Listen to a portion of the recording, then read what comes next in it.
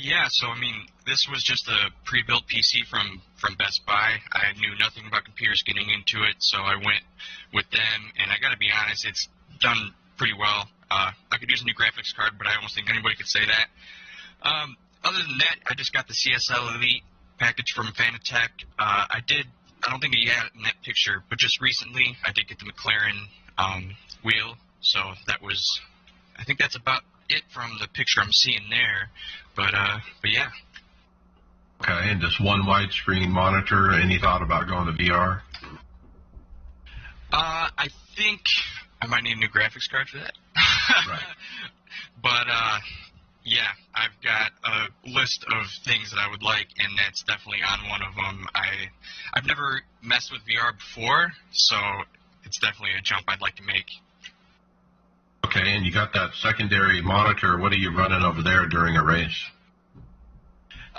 During a race, not too much, actually. I have a lot of overlays I run. I run RaceLab overlays, so that gets you pretty much all the information I need on my main screen.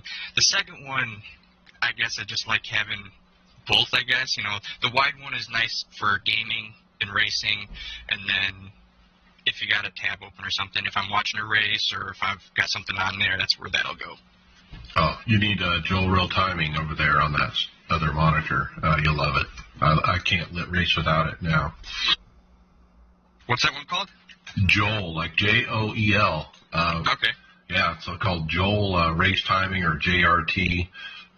It's a timing and scoring thing, but there's a lot of apps that do that. But it's nice to have a Formula One style scoring grid on a separate monitor that you can, examine, and it gives you good information, especially as an oval driver, like who pitted, who didn't, who might have taken 2, and who might have taken 4, and those kind of things. I definitely got to look into that. Yeah, I'd like to have something up there. Yeah, I definitely recommend that. All right, and so you came on to Team Tifosi, and you'll be running NIS and various stuff with us, but what else are you running besides the official? Are you doing any leagues or any hosted? Not at the moment. I have ran in some Xfinity leagues before, but nothing at the moment. Okay, and as you come on with us, I mean, what are your goals for the rest of this spring and going into the summer and the rest of 2021? Well, I'm definitely trying to take some of these official series seriously. I like the aspect of the points, that how iRacing does it, and the divisions and the breakdown of all that. And I'm a big stat guy. I'm a big baseball fan, so stats are everything. And iRacing is loaded with stats, and so I like having the goals set like that. I've got some of those. I think I mentioned the Indy Pro. I'm trying to see how high up in there I can get for my road, and then I don't really have much expectations for the NIS series. I'm gonna give it my best and see how it goes, but I'm trying to focus on the road. And then the Mazda car, I'm trying to take that series too. I think a top 5 in the points is it's realistic in my opinion. If I work hard to that, that's something I think I could get to. Yeah, absolutely. So next question, what is your most memorable iRacing moment? Well, I think it just came this last weekend. I don't know how you want to start this up, but my most memorable iRacing moment definitely came Sunday night. I took home a win at Atlanta. So that's it right now. That's the one. All right. Well, that's kind of neat that you came on to the team. We got you in this NIS fixed at Atlanta on your first start, and you ran with us. In TeamSpeak, all of us were running. We're all kind of in different splits and different things. You're just running your race. I ran my race. I got done before yours was done, and so, of course, I joined to watch and spot the last few laps of your race, and got to watch you basically win at Atlanta in NIS with a replica of Harvick's first win, and it's your first win. It was a very eerie kind of thing. At the line with a .000 margin It literally looked like it was tied on the timing and scoring, but it had you as first and him as second. How about that? I still can't believe it. It was so exciting. That's one of those racing magical moments that you just, I mean, that's why we all do it. That's why the real guys do it. I mean, just coming down to the line like that, there's nothing more exhilarating than that. I should start by saying I purchased this car at like 12 o'clock earlier that day. I think I put in maybe about 40 laps of practice just to see what the tires were doing. I'm not totally new to the oval scene. Obviously, I was talking about the Xfinity cars, but I'd never, been in this, and I totally didn't see it coming. I just tried to get in the race, join you guys, talk to you guys, and just tried to, hold my own. And yeah, I was fortunate to have you spot me those last few laps and get on there, and I'm lucky to have you watching it and just be there with me. Yeah, it was fun, and you were getting it done. I was just kind of telling you what to do a little bit, but basically just kind of astonished at what I was seeing, and it was like you against them. They were, nose to tail on the bottom. You're trying to keep your own on the outside, and it worked out. You did the side draft part just perfectly, and it was really like Kevin Harvick when he won that first win in his first start in the A car, and that's the other thing. I mean, it was literally your first. You just bought the car. I mean, it was your first NIS start. It's Atlanta. You win at the line. I mean, everything matches up. It couldn't have been much closer. And the funny thing about the Harvick thing is that's one of my first racing memories. I was watching that race as a kid, and there's a Jeff Gordon car behind me saying, so I guess you can probably figure out how I felt that day. I've got a big different feeling of that incident now. I'll relate to Harvick a little more, but at the time I remember as a kid, I was sad and not understanding probably the whole Earnhardt situation at the time. I was a Gordon fan, so I was upset my guy didn't win, but I got a whole different perspective on that now. AJ, me and you are going to get along. 5 years to when my first A car went on here. Oh man. Thank you.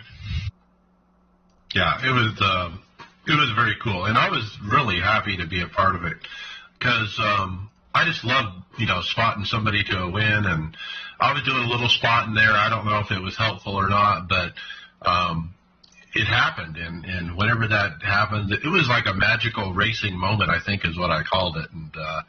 And when I look back at my memorable moments, a lot of times it's when my teammates win, and this certainly ranks up there, AJ. So well done.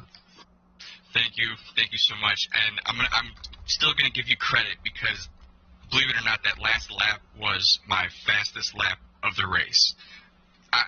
How does it get more than that? Well, I just had you up on the wheel. I mean, we did ultra focus, and I was just, you could hear the intensity I was bringing, and you were bringing it too, and it just worked. It did. It was just perfect. Yeah, we'll have to try again. So, if you're watching the live feed, you'll see my camera has fallen several times. We need to figure out a different method there. But, well, AJ, Pritchett, thank you for joining the team. We're happy to have you. I'm looking forward to racing you some more. I think we need to go for 2 for 2 now and try again. So we'll do that this week. Well, thank you so much for having me. Even though I was talking a big game with the dirt, I have not had a good time with this car on dirt. So I don't know if that's going to happen, but thank you so much. Happy to be here. All right.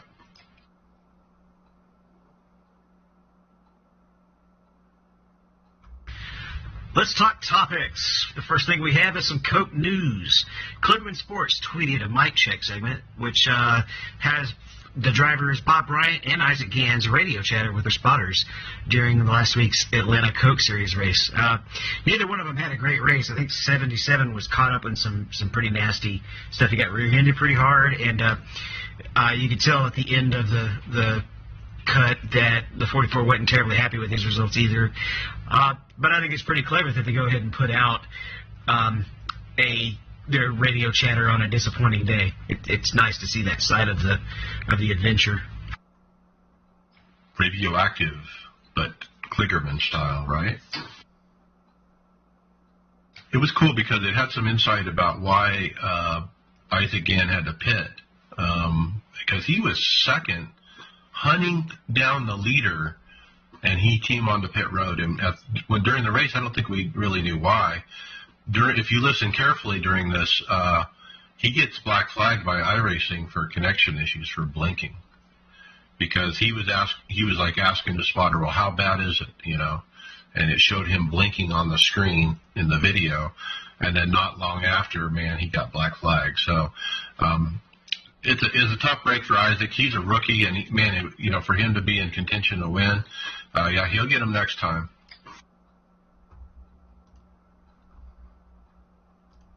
We didn't have a Coke race, but we did have some Monday night racing, Brian. Yeah, so Monday night was the season finale of the Monday Night Racing League on Podium Esports. And, man, they pulled out all the stops, and they brought back – this is the second time they've announced it – Larry McReynolds and Darren Waltrip with Adam Alexander. So, yeah, they brought out the big guns for this last broadcast of the season for the Monday Night Racing League. And man, it's so cool to have those guys announcing at all, let alone in iRacing. It's, you really miss those guys after they've been gone for a while. And, it's surreal. Man. It's like a trip down memory lane whenever you get those two talking, Exactly. It's so cool. And Darrell Waltrip, man, he's been around forever. Everybody knows Darrell Waltrip. And to see him come do an event like this really shows that he's reaching out to, other aspects of the motorsports, being with this esports stuff. So kudos to him for taking this on. And, so it was a really cool event. And as far as the race goes, it was at Atlanta Motor Speedway, and it was won by Raja Carruth, the NASCAR developmental driver. He's a high-end sim racer too, obviously. So congratulations to Raja, and good job to Will Rogers, who wound up becoming the Monday Night League champion. And what a league! I was saying, this league has got to be one of the top leagues for sure. I mean, the driver lineup they have, with Kyle Busch and everyone else, and when they bring in announcers like this, and they have sponsors. They have Max Pappas and his MPI company as a sponsor, and they had a different sponsor. And I bet you that these guys are getting paid. Darrell Waltrip, Larry McReynolds, Adam Alexander, they're not doing this just for fun. They're paying them. And there's definitely sponsorship. They were playing commercials, like proper commercials during the broadcast. This is really, a broadcaster, taking it to the next level, a broadcaster and a league, taking iRacing to the next level after the doors that, the NASCAR thing that has opened up. It's really pretty interesting how it's worked out. And another thing that was really cool about that league was that, they raced the trucks on Monday night, but they've been racing all kinds of weird combinations, tracks and vehicle combinations, which really made it very interesting. I remember didn't they have the pro trucks at Watkins Glen was one of the races. Yeah. So they really mixed it up pretty cool. I enjoyed it. In fact, I spent my Monday night watching this and enjoying it. Now, the first part was interesting because there was a technical problem with Adam Alexander, and so James Pike, I guess he was the backup or whatever, so he was doing play-by-play with Larry and Darrell doing color. And I'm thinking, Pike, buddy, I can't believe the opportunity you're getting. You're a race announcer on iRacing, and here you are doing play-by-play with the best in the business. And what a moment for just Pike personally to be able to do that.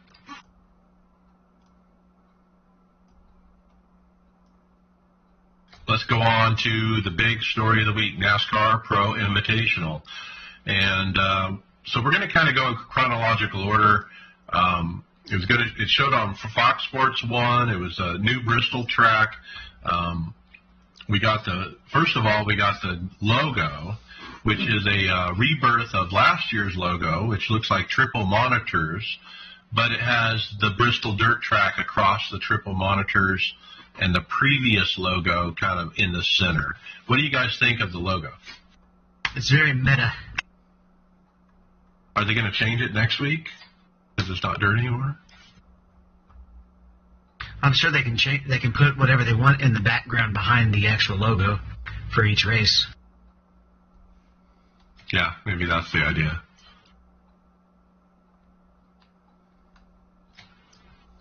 Okay, and then Adam, next we heard about who might be coming in that's actually not a Cup driver. I'm lost. Hold on. Yeah, someone take it for me. I'm lost. Well, it was Clint Boyer and Joey Logano are announced as they're going to be the in-car reporter guys, so to speak. So they were going to be in the Fox Sports studio. They have a couple sims in there. And so Clint Boyer, who's not a current driver, was definitely going to be on the driver list. Yeah, so I saw that last night. Clint didn't make the race, but Joey did. Joey did pretty good, but Clint was a bit of a hazard. Next up, Kyle. It looks like Jennifer Fryer posted on Twitter a picture of the Kyle Larson Drive for 5 car, which he made his return into the Pro Invitational Series on iRacing.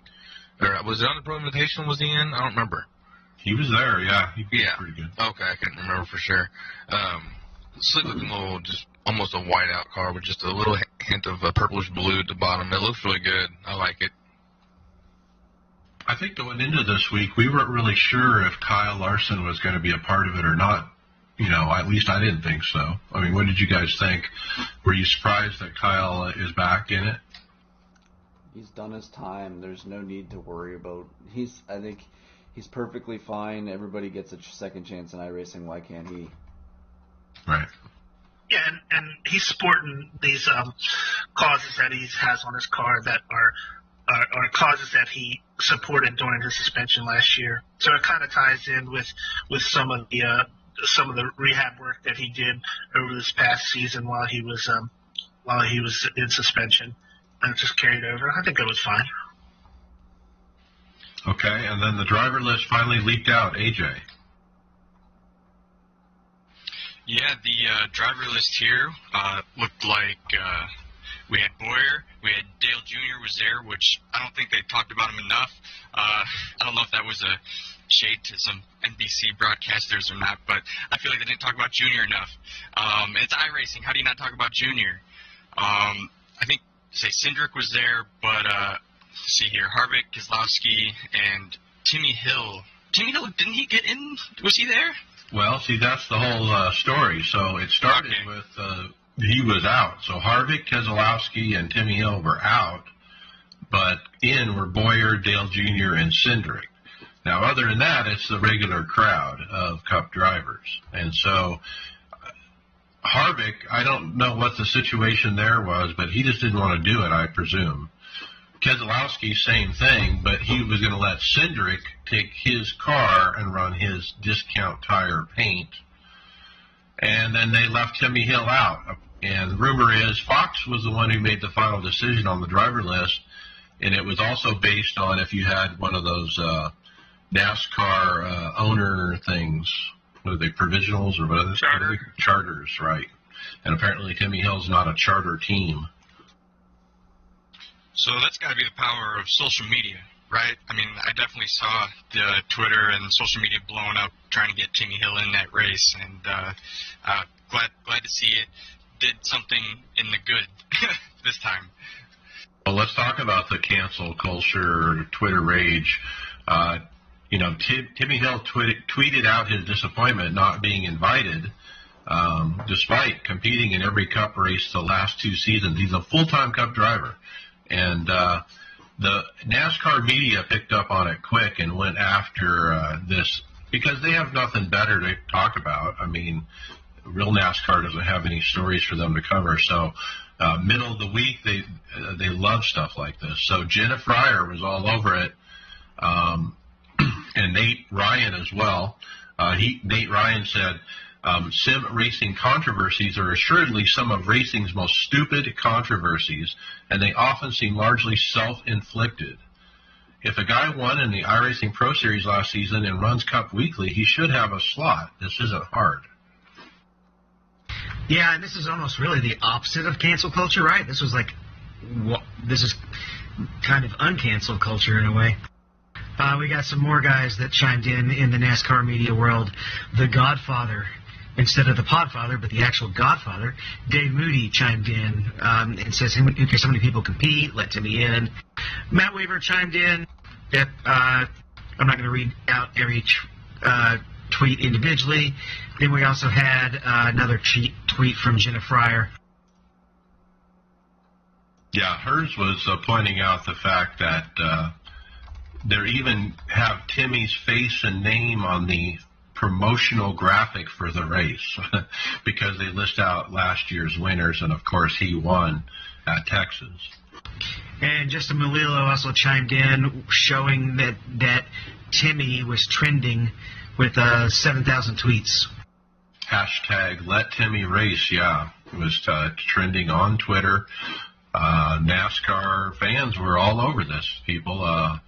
What do you guys think? Is this good for iRacing, good or bad? When it was going down the first day, it looked bad on NASCAR and iRacing, and a lot of people on Twitter were saying just that. But at the end of the day, they ended up adding him to the race. We'll talk about that next. It's bad, but at the end of the day, it'll be forgotten when the next thing that pisses everybody off comes up. You know, it's the outrage of the day. So, Brian, let's talk about the next day. Everyone went to bed mad about it the night before. Right, so at 9:45 a.m. in the morning, Austin Cindric, who was going to be filling in for Brad Keselowski in the number 2 car, he sent out the tweet in the morning that, he's got some big shoes to fill subbing in for Brad, and he basically said he thinks Timmy Hill would be the man for the job. So, and asked what everybody thinks about him filling in for himself, really, in place of Brad Keselowski. So, and then sure enough, just a couple hours later, Team Penske and NASCAR both posted tweets saying, "Yep, it's official. Timmy Hill will be in the number 2 car in the Pro Invitational race." So, that was pretty cool of Austin Cindric. It made it sound like he bowed out in lieu of Timmy Hill to get him in the race. Everybody was clamoring for him, and Austin Cindric, that would have been a pretty big deal for him to race with those guys. But I think it sounded like he stepped aside in a pretty classy move. Big time. I think Austin gained a ton of respect from a lot of fans, and on Twitter they were all over it that he even did that. And especially with him, he's good on iRacing, guys, and he can get it done, and he has a good chance of winning these races. So for him to step aside for it now, a lot of the discussion was, well, Timmy Hill wants to bring his MB Motorsports sponsors into the iRace because, they've been talking this up with them, and he wasn't able to. He had to run the Penske colors and run the discount tire. And it's kind of funny that, we're talking about iRacing, and all this sponsorship and different paints, it matters. That's Roger Penske for you. Yeah. But, one of the things was Drew Adamson didn't have the right paints loaded, and they had tested it, and they weren't prepared for Timmy Hill and his paint.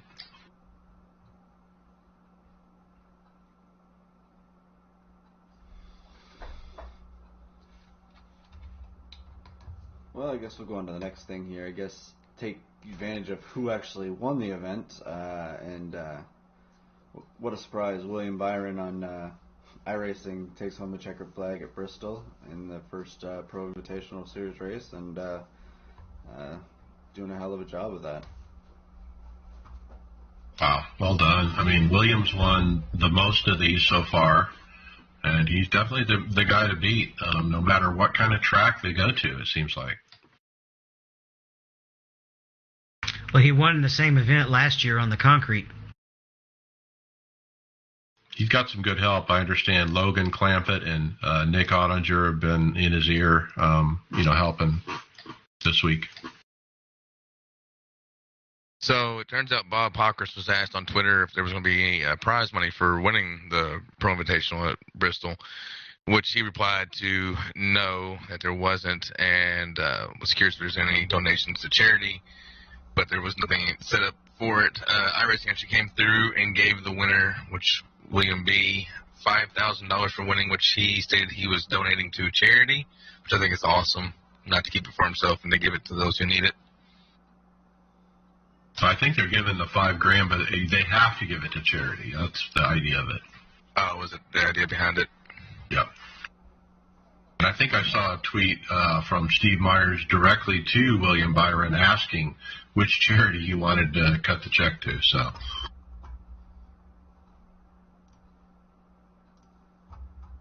What do you think of the race, though? I enjoyed it. It was pretty crazy out there, especially in those heats, guys, as they were racing for the cutoff. And the broadcast was fun, too, with Mike Joy and Clint Boyer, Jeff Gordon.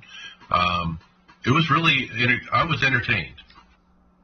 I definitely thought it was fun. I was definitely entertained, and I wish that they would implement those heat races into what we're doing in the NIS series. 125 laps or something like that is a lot. Splitting them up a little bit and knocking some people out and getting the good guys up front. I think that would be nice if we could be able to do that too. Great idea. It was a cleaner race than I thought it was going to be. I thought there was going to be a caution every other lap, but it was actually pretty entertaining. It was pretty clean, and it was clean until it wasn't. And when it wasn't, oh man, it was like a junkyard in straights. Quinn Hoff did Quinn Hoff things as usual. Park break. So, what about the resets? Any regrets there that they had two of them? Yeah, I think they should just get rid of those. Yeah, I don't see why they keep them things. It doesn't promote good racing for one. I realize it probably keeps some of the guys on the track longer, to keep their sponsors out there and whatnot. But I don't know. I don't think it. I think it keeps guys from driving as clean as they might otherwise. Yeah, I agree with that. I mean, is there maybe room for, what about one? Not two? Is that maybe up for discussion? I mean, I think maybe one strike, but after that, what you do is what you do. And I got to give a shout out to Fox. They had cameras on most of the drivers where you could see their face, them driving in their sim as they covered the race, and that really helped a lot. And they had a camera crew at Denny Hamlin's house, and they had his daughter acting like a pit road reporter kind of thing, and that was cute. And yeah. And I think Mikey missed the message again. He was at the real Bristol. Oh, that's funny. Yeah, Michael Waltrip. Yeah. Yeah, Mikey was at the real Bristol, and they were talking to him through there, and yeah, no one was there. And the national anthem and the prayer and all that stuff before the race, that was really nice. It was done tastefully and went well. Definitely makes it feel more real, right? It is. I mean, you get all these NASCAR drivers doing it. I mean, the crossover is real. David, I think you said that this week. It is, is iRacing leading NASCAR or is NASCAR leading iRacing? It's going both ways.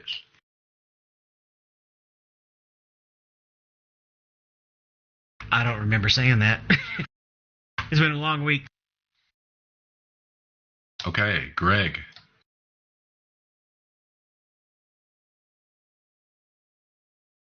Yeah, I got it. It's iRacing videos and fun.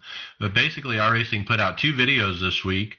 One is basically the commercial for dirt racing, and I call it a commercial because it's kind of the way it plays out. Fast music, lots of action. Definitely makes you want to get in these cars and try it out, especially this week with everything going on with Bristol.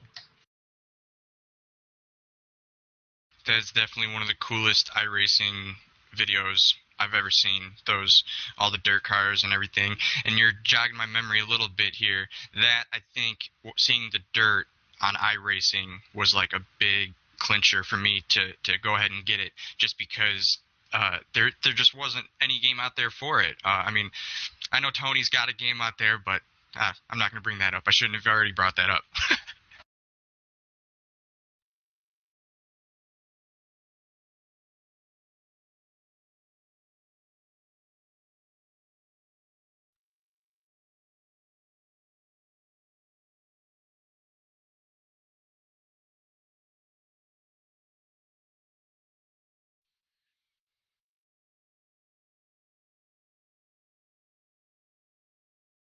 Yeah, and they tie it in with the World of Outlaws too. You can be in the World of Outlaws kind of thing.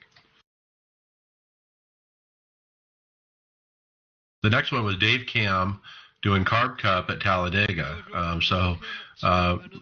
Previous guest on the podcast, Dave Cam, shows us his onboard as he navigates through Carb Cup at Talladega. And I got to tell you, Dave has some chops.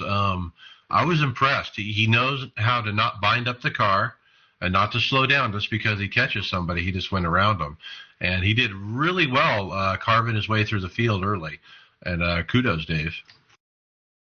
That camera's cool. I think I could do the same thing. It's with a GoPro, and I got about 6 of them sitting next to me. Maybe I'll do that.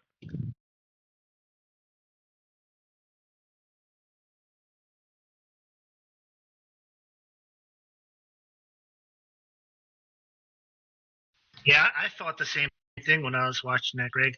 He's got the monitor set up really well to make it look like he's actually inside his car. It's a well conceived and set up there.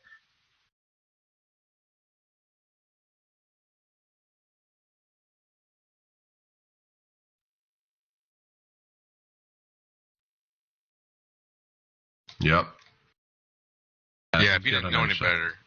Yeah, if you didn't know any better, you would think that you're watching an inside of an actual car.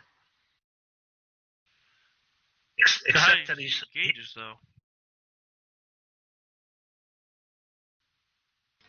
So the next one was my favorite of the week, and it was iRacing put up a just simple tweet, just a few words. It says, "Show me your favorite iRacing meme."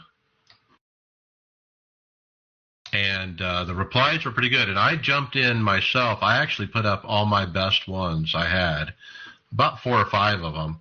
And I got quite a few likes on some of them. I didn't get the record, though, but I think one of mine got 27, another one got 30 likes. What was your favorite?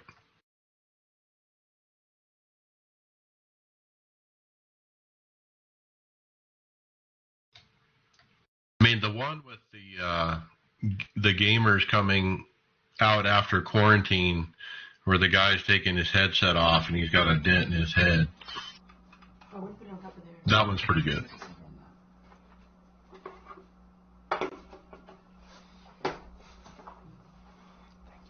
Nobody else has any favorites? I know Mike was dropping them in the chats all the time. Oh yeah, I was laughing at some of these. Well, I'm looking for one of my favorites. I don't see it, but the Johnny Knoxville one, where the guy in the message says, "Hey everybody, good luck. Let's have a clean race," and then it's the Johnny Knoxville. Welcome to Jackass. And then there's the iRacing Butthurt report.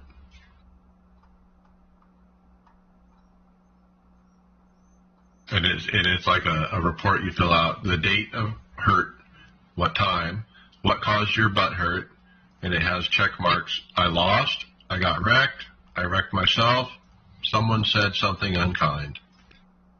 I need to pass those out about every A-class race there is.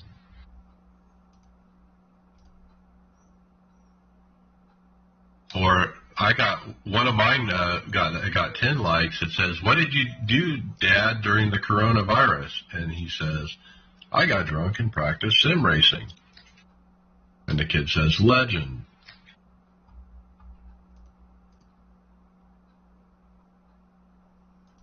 Okay, enough fun. Moving on. David Hall, Season 2, Patch 1, Hotfix 1.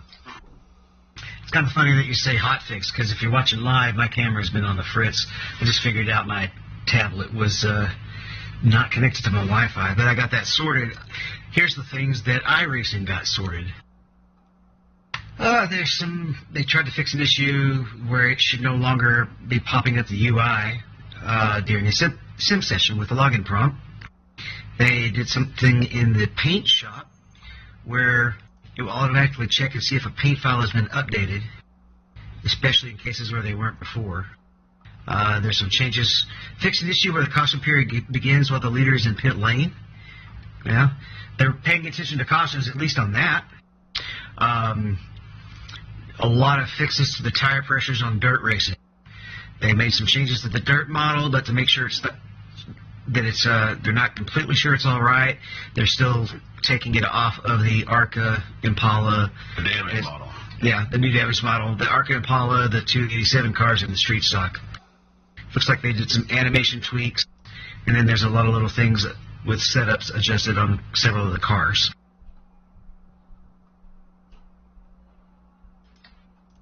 Yeah, hot fix. And another big race this weekend, Brian. Yeah, guys, so this weekend is the 12 Hours of Sebring.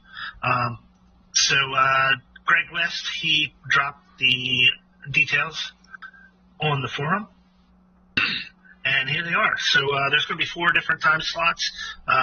Friday, these are GMT times. Friday at 2200 hours, Saturday 7 GMT, Saturday at 12 GMT, and Saturday at 1600 GMT times. So those are going to be the times. And then, so your license is the same as it has been for the other endurance events. It's a D 4.0 license. The sim date is going to be March 27th. Session start time is going to be 9:20 a.m. So you're not going to be starting in the dark like we did at Bathurst. Who's running? So, yeah. So, who is running that? Not me. I'm on dad duty this weekend. That would be David and myself and Richie Hearn. Yep, I've run quite a few IMSAs just to kind of get ready for it in that 217 car. That Richie prefers that car, so we're running it. About 4 hours each? Yeah, I guess so. We got a rotation. Pretty much it's going to be me, Geg, and then Richie. What about Tom? I don't think he's available. Oh. He's working a lot now. He hasn't been able to do very many endurance races. I think it's pretty freaking cool you guys are racing with Richie Hearn. He's one of my kart heroes from the kart days. Well, we have some big shoes to fill from the last major endurance with the LMP2. Well, if you're looking for a filler, let me know.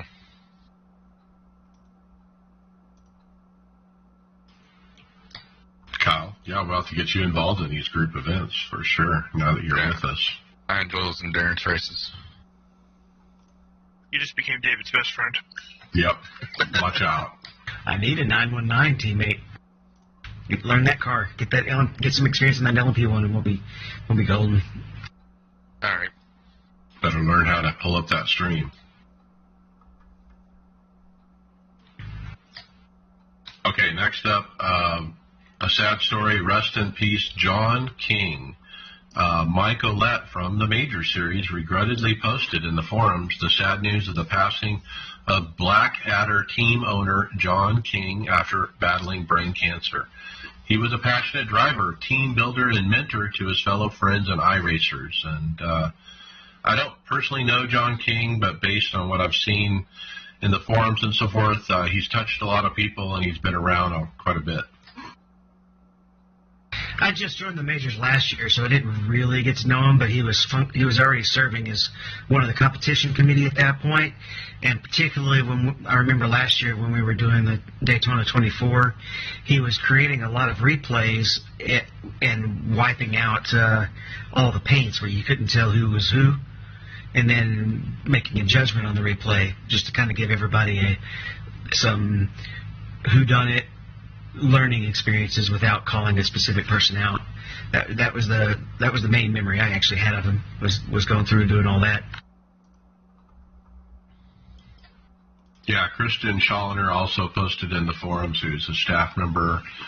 He's known John for quite some time, and has kind of come up in iRacing with him around. So kind of neat to hear these, read these thoughts about the guy. Sounds like he was great.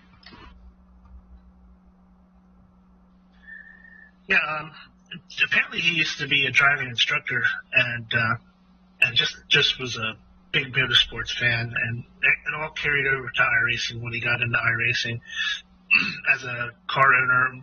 I mean, a team owner, and helping people mentor and learning how to iRace. So, yeah, it's a big loss.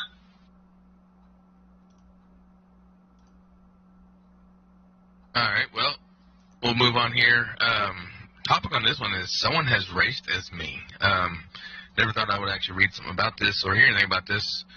Simon Butler from UK noticed one day that his iRating had dropped, even though he hadn't raced. He checked his results and found that he had results in races while he was at work. He wondered if someone had used his login to race and contacted iRacing staffer Jason Breifogel. Did some research and found that the questioned races were indeed from a different IP address. I didn't think this would be possible, but I guess if someone got a hold of your login information, they could do it. Yeah, it was a different IP address 20 minutes away in a different town from where he lives. And so there's tons of speculation on the forum about how this could happen. Oh, you were racing at a buddy's house and you forgot to log out, or something like that, you know. And I think at one point the guy in question actually put in here on the thread, iRacing, please suspend my account so I don't lose any more iRating until this is sorted. And they actually suspended him per his request until this is sorted out. But it also brought up another thing that one of the staff members pointed out. You can actually click on connections in the new UI.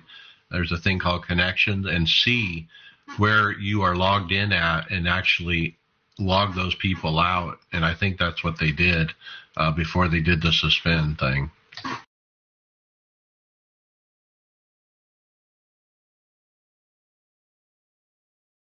Right. Not only that, if you're racing under somebody else's ID, man, you could do all kinds of things that would get you suspended, you know, not worry about it. I think David races with all those guys. The guys that have other people running their accounts. Yeah, I found what it says here. Jason Breifogel from staff says, we did get enough people involved to figure out the unauthorized IP was using the UI and not the member site, and to kick both the UI connection and their credentials from starting new sessions. It seems kind of odd that, you know, he wound up being so close to Simon. You know, 20 minutes away, you know, out of all the people who run iRacing, seems very coincidental. Well, that's why there was so much talk in the thread. I mean, there's over 10 pages of speculation, really, about how this could happen. I can't imagine if not being a friend, you know, that's so close. But then again, when you go to iRacing and say, suspend my account, you're not messing around. You're serious. Right. So This is crazy. Some of the other things people were asking that was kind of funny is like, you know, do you have kids? That maybe kids are doing it while you're gone. Maybe your wife is iRacing while you're not around. Who knows? And that person probably has their own iRacing account, so that's got to be a ban for that person at that location. Okay, so that brings up a question. Can't iRacing see that? Yeah, they can. They know what. Unless you're VPN guarding everything, they know where you're racing from all the time. So let's pair up those IP addresses. I mean, if there's one that's already accounted for at that location.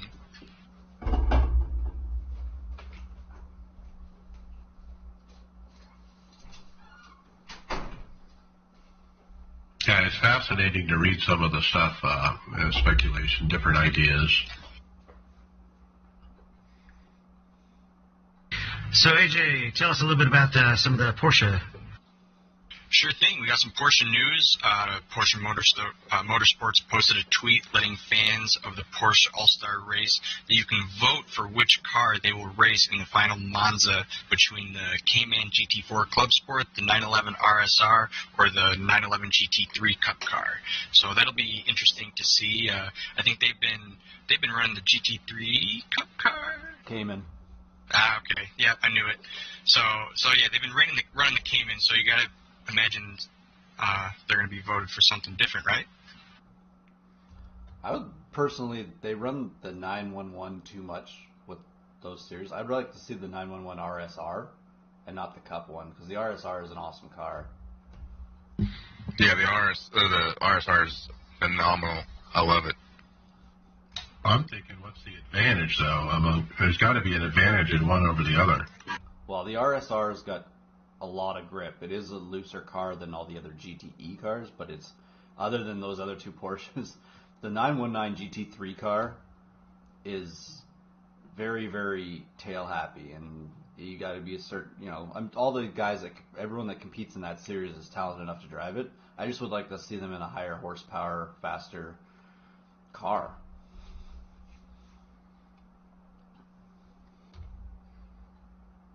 Okay, next is the IndyCar Racing Series for 2021 has been announced by Greg West in the forums.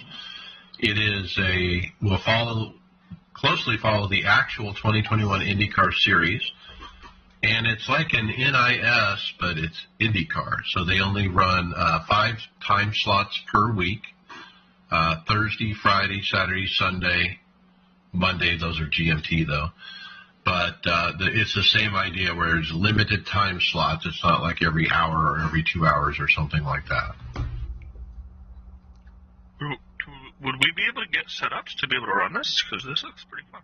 Yeah, their VRS usually puts out stuff, and I'm sure there's, what was it, Craig's Setup Shop, the other one that we use? But I ran this series last year. It's really fun to do. I kind of trailed off near the end, but I wish we had more of the tracks, but they'll do with what we got. So 2 ovals and 13 road courses. Yeah, and there's some really high class guys that race in that lap from what I remember last year, so I can't wait to get back. I was asking about this I think I asked about this like 2 weeks ago on the podcast, if we had seen it, and now it's finally getting announced because I guess their season starts in April. Got F1 starting this weekend, you got IndyCar starting up, NASCAR's flying through their schedule.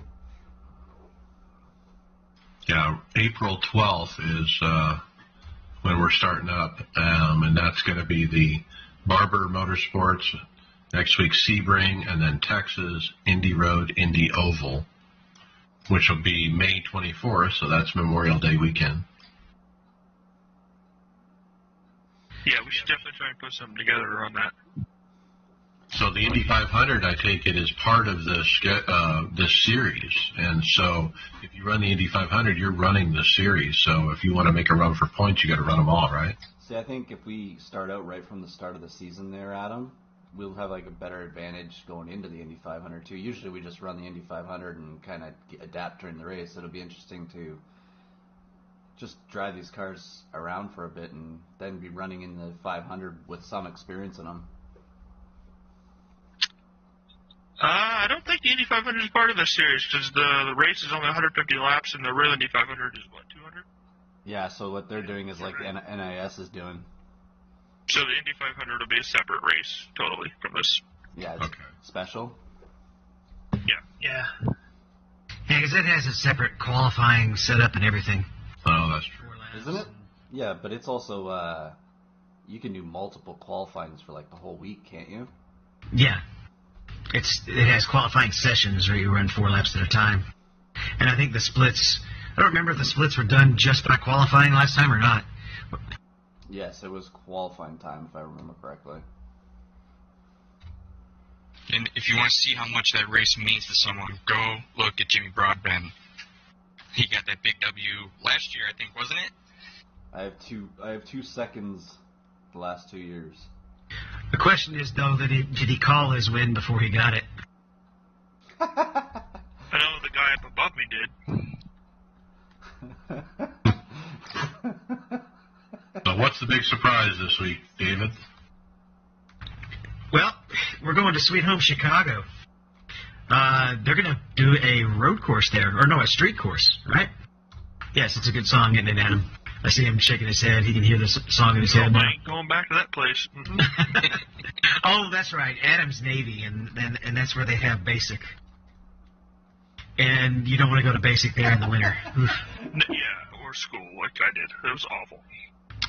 But yeah, they're actually working with the city of Chicago, who's actually letting them scan the streets, and planning out a street course that's going to be run, I guess, in iRacing first. It should be out by the end of season 2.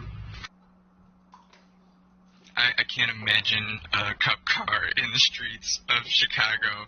I mean, it's going to be fun, I'm sure, for us, but for someone who's driven down those roads in a normal car with all the traffic and the potholes and what, I think it took them probably 20, 30 years to fix the roads to be good enough to what iRacing could scan because they're so beat up. Chicago's one of those cities where if you don't speed 20 miles over, you get run over. Well, and I don't know about you guys, but this is totally out of left field. Nobody saw this coming, did we? No, I had no clue. I I'd actually like to figured see the big museum bean thing. That'd be cool.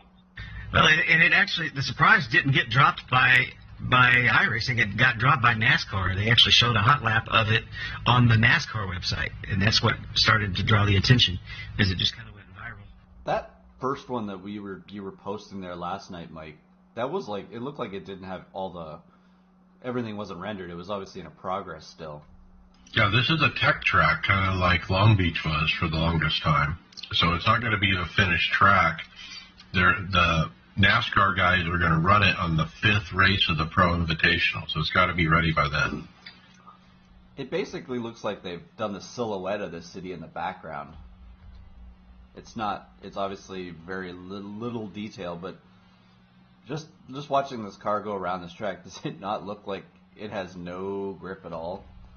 Like, it looks like it's running on hard rock tires. Brian, tell us why this is happening. Yeah, this came from Adam Stern, and he remembered a report from the Sports Business Journal that announced in February of 2002, so over a year ago, that NASCAR, they were having discussions about holding a possible real-life street race around either Chicago or Los Angeles, and they speculated that the Chicago street course that they just announced may actually be an experiment in furthering the discussion about whether NASCAR might do a street race in Chicago or Los Angeles. It looks like Chicago took the lead in that with the release of this road course, a street course. I can't imagine NASCAR not being totally involved and using this as possible future plans. I know people in Chicago, or there's been talk about street road course there in Chicago, but I hate to see this when you didn't take care of Joliet. I mean, I liked going to Joliet back in the early 2000s, but I think they're substituting that, getting rid of that, and we're heading to big time, big city.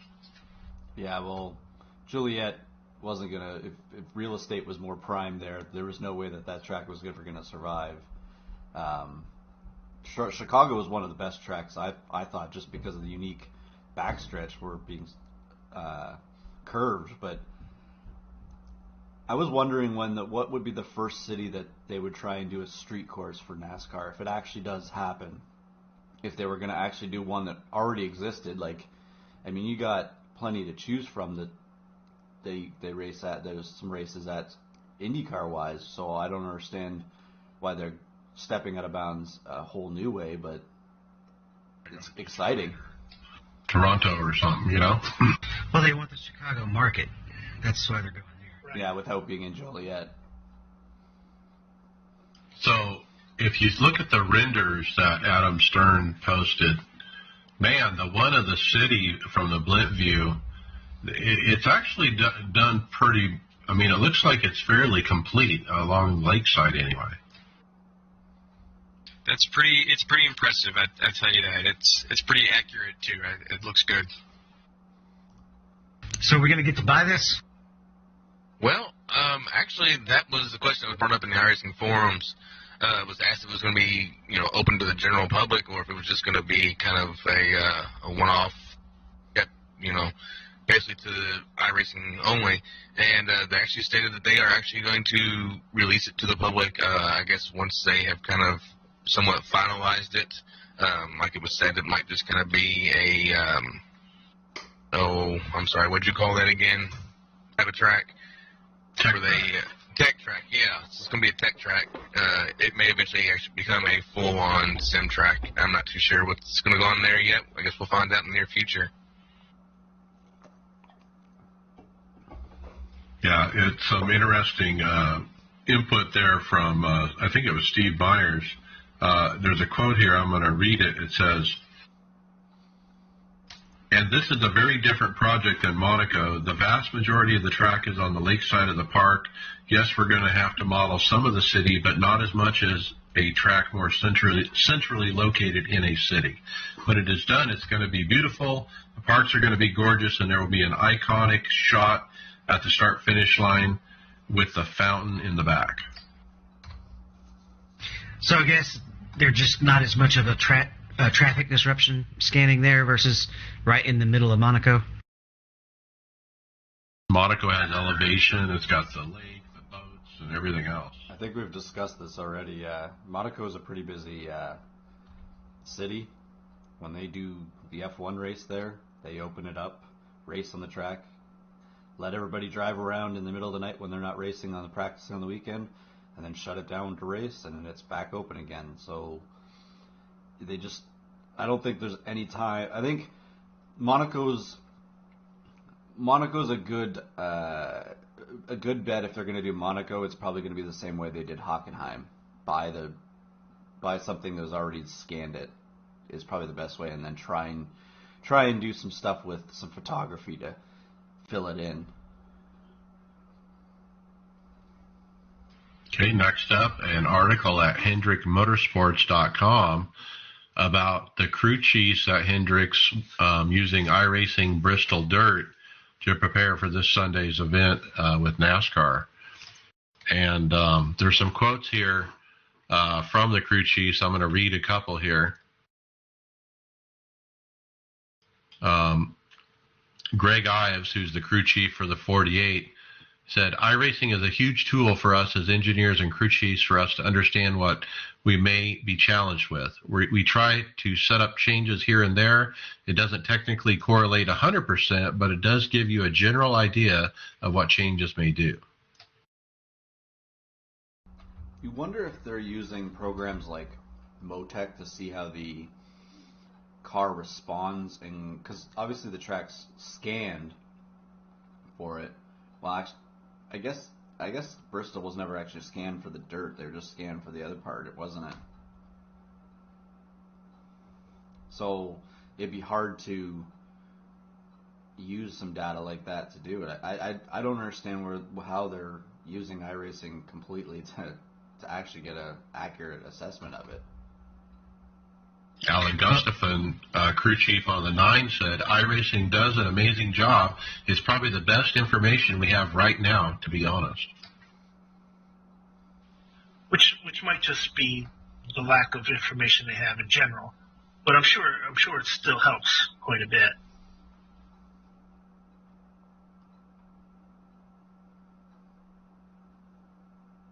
Well, the Pro Invitational is not the only Pro Series that's going to be out there. We've also got the IMSA iRacing Pro Series. It's returning in April. We got a tweet from IMSA. And this was a neat series to watch, though. I really wish they would multi-class it instead of sticking everybody in GTEs. It doesn't feel like IMSA without having the multi-class element.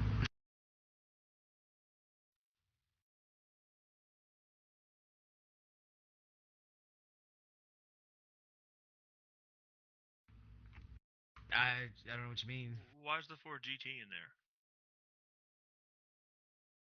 That's probably from last year.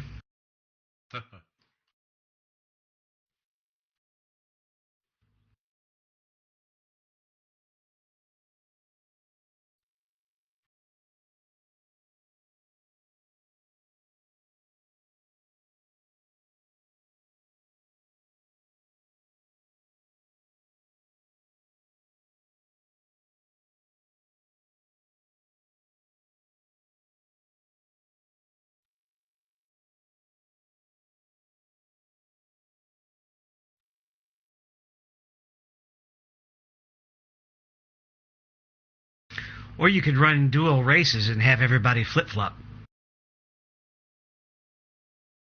So I think it's cool. NASCAR announced, they're going to use iRacing. IndyCar, now IMSA. It's really nice to see that, all these three major series who did this last year during the pandemic are coming back to do it again. And it's not really because of the pandemic this time. It's because it makes sense business-wise to do it. And that's good because maybe this is here to stay. Yeah, they're definitely realizing with the influx of people from last year, even if not all of them stick around iRacing, you're going to have people like me who fell in love with it, wishing they did it sooner, and now you're hooked.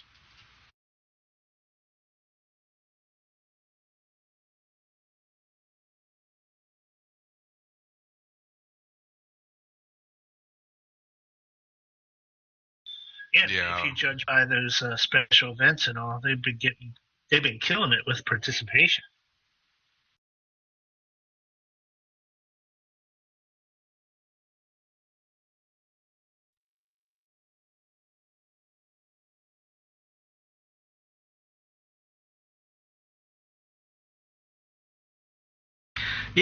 In American prime time, it's usually around 100, 150. I ran one right before recording the show after getting knocked out of. Well, actually, I didn't get knocked out. I finished the NIS race, but I ran one right before the show, and there was about 350 registered.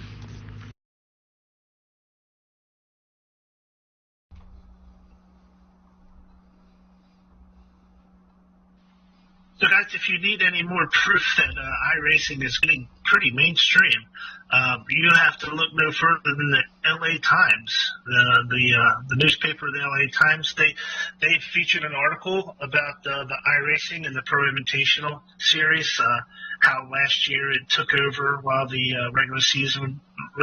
regular cars were actually suspended due to the pandemic, and how it's continued this year while the actual races are still going on. They brought it back, so they must have seen the potential in keeping the series alive, even though these drivers are actually racing on the weekends. So it's a big deal to be in the LA Times, to have a full-blown article written about iRacing, and it just goes to show you how mainstream it's starting to get. Do you think we see a push in numbers again this summer with all these events going online? Do you think the numbers will shoot up again and trail off near the 3 to 6 month mark again? I think it all will depend on how much things can open up. That's true. Yeah, that's a tough call, Greg. All this exposure, might get more people into it. It would make sense if that would happen that way. But just the fluctuation and how everything's going down with reopening and everything else, it's kind of really hard to call.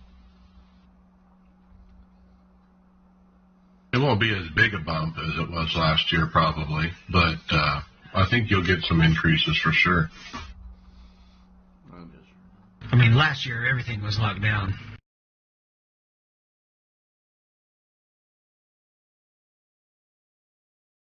Alrighty, well, so Steve Myers from iRacing put out a tweet the other day talking about Kyle Larson and how they actually used Kyle Larson to help kind of with the R&D for the Bristol Dirt Track and just getting his feedback on how the car and track should be and feel. And it seems like he did some pretty good for him. Yeah, I mean, it's neat to see that Kyle is involved in the back-end beta help with the dirt like he used to be before what, everything that unfortunately happened last spring with Kyle. And I didn't know that he was involved in the production, but he's definitely, I mean, the cars drive really good on the dirt. Well, they don't drive good on the dirt, but they feel realistic, and they feel like they should feel a real heavy car on a dirt track with banking. What do you guys think about the model that iRacing put out? I mean, Steve Myers said here, this is a rare situation where we have literally zero data on how a car will perform on a new surface. So they just had to figure out what should it feel like, because they really haven't had the chance to try it. Yeah, I can only really speak to kind of some of the people who have been in races with or have been watching the streams when I'm racing. I know Morley has chimed in a few times saying he doesn't think it looked really realistic, the way you could drive the cars in and not necessarily put them all sideways all the time. And I know just in the race today, Garrett Maines was talking about he just didn't like the track, but he didn't directly say it was modeling correctly. I think he has the same issues that the door bumper clear guys have, is that it's not actually a dirt track. It's just it's a concrete track with dirt thrown on top of it, and it just doesn't work the same. Right. The difference in banking between the actual banking and the apron, that's tough to manage in the dirt car because that's actually literally in the middle of the track.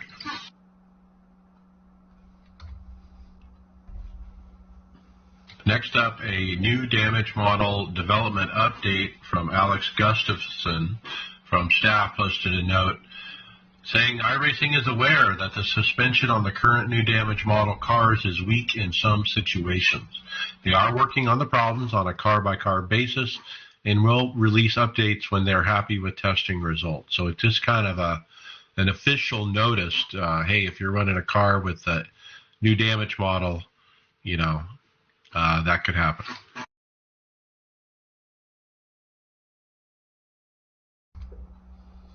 Well, this isn't a new damage model incident, but it's definitely one of the strangest incidents I've ever seen. Don't know if it could ever be reproduced, but this little YouTube video has some nice sound effects included with it. But this car blinks out and then just jumps into the bridge, the overpass above it, and then bounces right back on top of the hood of the car that was trailing. It's almost like the car hit a landmine. It went up into the air, and he happened to be going under the bridge right at that moment. How mad would you be, David? That'd be one of the protest videos for sure, right? No, that would be just sending some support, saying, hey, look at this weird crap that happened. See, he'd still send something. He'd still send something. Damn, even the new guy's getting in on this.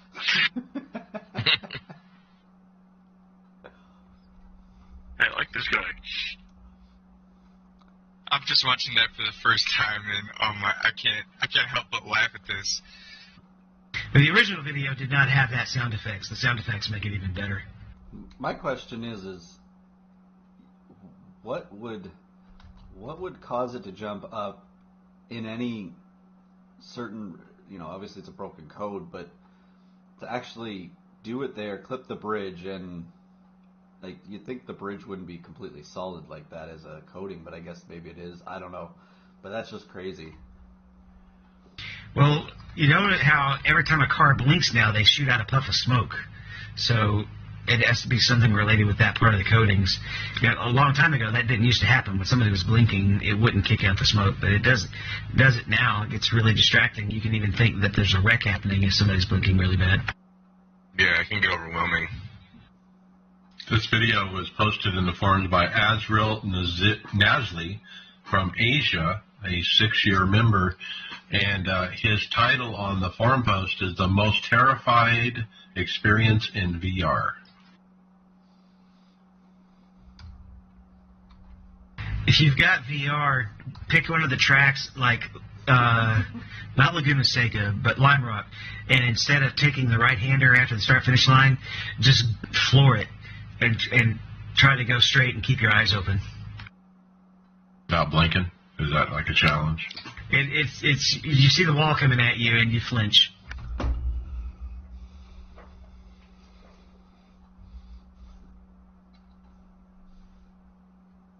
All right, now we're going to do some Fontana news.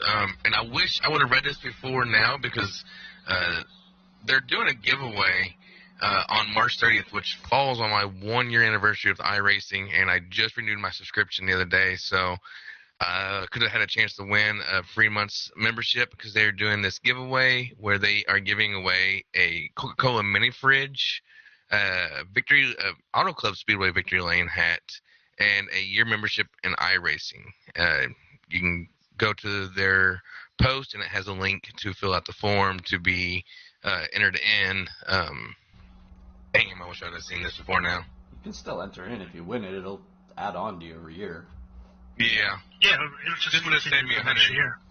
would have saved me about $120. Trust me, if you're on this sim, and I don't know how long you've been on it, but you're going to be dumping a lot of money over time in it that you're going to enjoy. Oh, I've owned every car and every track in the sim, so I already know how it is. So they're going to be at this track for the NASCAR guys next week. So that's what this is about. It'll be the last time we might see this track because they're going to, bulldoze it and turn it into a half mile or something? It sounds like from what Bobby was saying to us, it sounds like they're going to run probably one more race next year at the track because they didn't start working on it yet, and then bulldoze it next year. So make it a 2023 project or opening almost. It's pretty much like everything, like how NASCAR had to push back their car, F1 everything just got pushed back a year. I mean, in what did LA and California had like one of the stiffest lockdowns, didn't they? So they would have shut down all needless construction projects. It was a combination of the lockdown and I believe is it Speedway Motorsports also just pulled back on their budget with everything going on. Is it SMI that owns that track? No, well, it would be whatever. Bobby said it was something. It would have been under NASCAR's stuff, so that's why they would cut money. Yeah, IRC, the one that's affiliated with NASCAR. Yeah. Yeah. It'd be nice to have a proper send off for this track, as opposed to if it ended this year and they just kind of stopped going to it. They never really had a final race there in its current configuration. So I kind of hope it does make it one more year. Well, and I haven't we haven't obviously raced much with the package because I only went there once a year. But this package kind of is like driving like a restrictor plate there. I missed the old package when you had all that horsepower and you were doing, 215 going down into the corner on turn 1, and this track was really good with the horsepower. Yeah, I remember that. I always think of Greg Moore whenever I think of California. Yeah, it's kind of unfortunate that's kind of a tie to this track as well. One of Canada's greatest IndyCar drivers. I'm definitely going to miss this track. It's, high speed, and doesn't matter what kind of car you put on it. It's going to put on a show, in my opinion. So, don't understand why this one's getting axed, but it is what it is. Do you think they'll keep this configuration as one of the actual choices, or do you think they'll separate it, put this one as a legacy, and then separate it and have a new California? or whatever the sponsor name is for the new California track. I imagine it'll still be Auto Club Speedway. What we're Yeah, wondering though is if it's going to be a separate track within iRacing or just a separate configuration. I would say Kinda- it would kinda go like down to Whistlebird. the legacy. Because it would be good to see, because even when you get to the new cars down the road, I would like to see what this track would be like with a new Cup car, the 2022 Cup car. I can't wait for that car. Now, how soon after they release the new Cup car, I think that iRacing will be on top of getting it into the system? Oh, we'll have it for Daytona 500. Yeah, it'll be We here did it for the before pro. they do. Yeah, The way things are going, it seems like that might be the case. I'm sure they'll probably use some of it for testing too later on. I mean, the BMW has not been actually built yet, right? Is the GT4? Oh no, the GTE. They prototyped it in iRacing first. Right, that's It wasn't. cool. It was the 4. No, they No. put out the iRacing car, and then they released the production car later. Yeah, it's released, but you're right, it was first. But I think is it Actually, a 4, is it GT4 or GT3? It might be Oh, a it's a 3. 3, yeah. Yeah, I was gonna say it's a 3.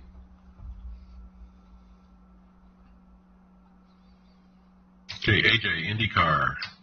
Yeah, so IndyCar finished up, I think by now they've finished up their second race at Homestead, but yeah, they were at Homestead tonight. Alex Palou trying to make it 2 for 2, but you got some new guys coming in this week that didn't make it last week. I know Pagano, Connor Daly, I think Will Power might be coming back this weekend. There's a 4 or 5 guys who didn't make it last week are going to be there tonight. They put on a show last week. I can only imagine that Homestead's going to do good too. What's that? Was the winner Palou, I think is his name? Ganassi? Yeah, Palou won there. McLaughlin tried to give him a run for his money, but Palou just had it. They had a pretty good battle coming to the end.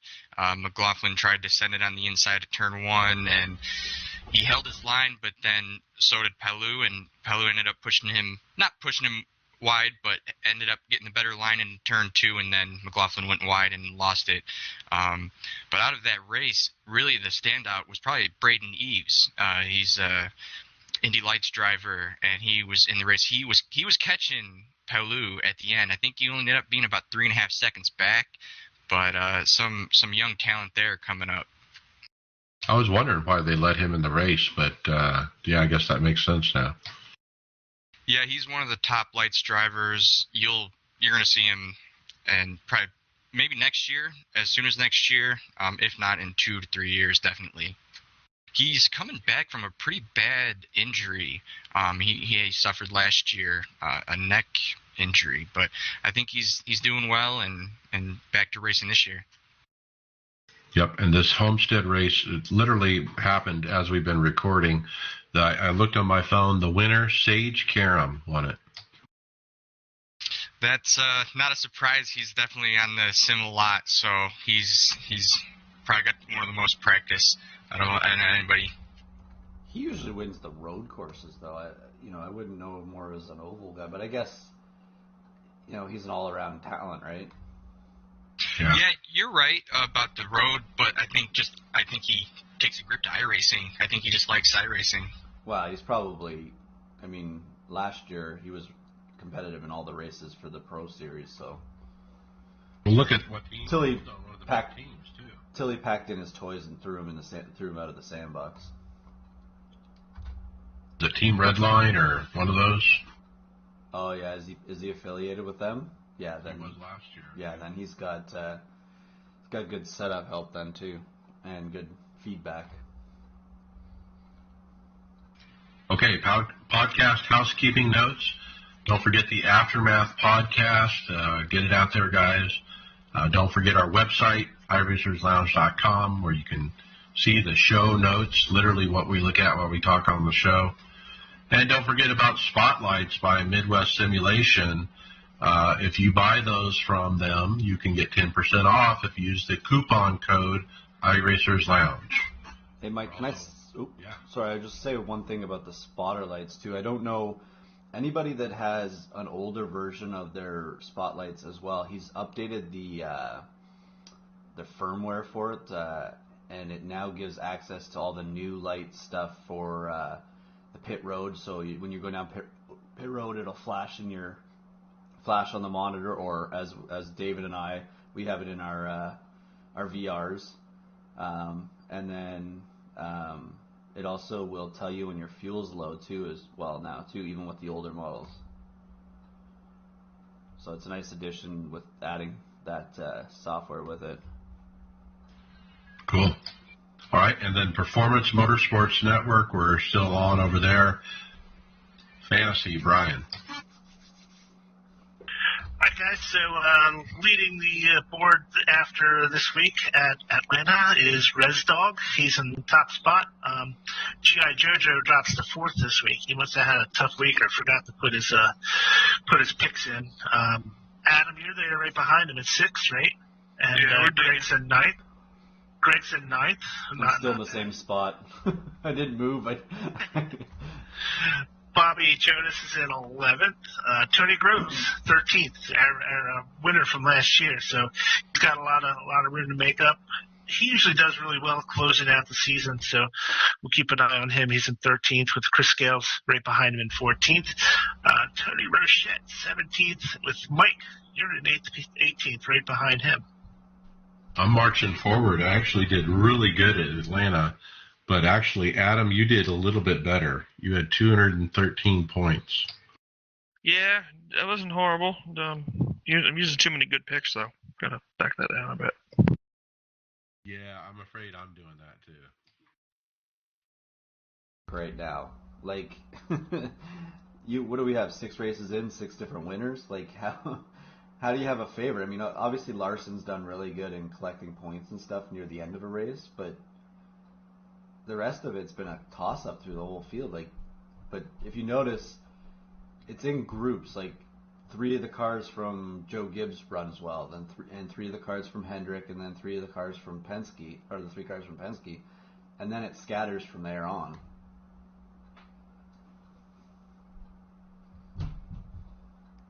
You think maybe that could be a product of no practice? Like maybe a certain team just kind of hits the buttons just right one weekend, or maybe just driver preferences?